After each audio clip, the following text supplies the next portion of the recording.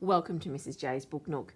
Today I'm not reading a story. In fact, I have read this story previously on my channel, Possum Magic by Mem Fox and Julie Vivas. Copyright 1983, first published 1983 by the Scholastic Group.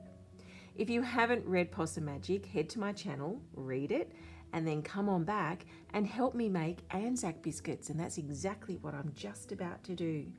When Grandma Poss was trying to find a solution to make Hush visible again, they visited Adelaide and ate Anzac Biscuits. So let's get making Anzac Biscuits.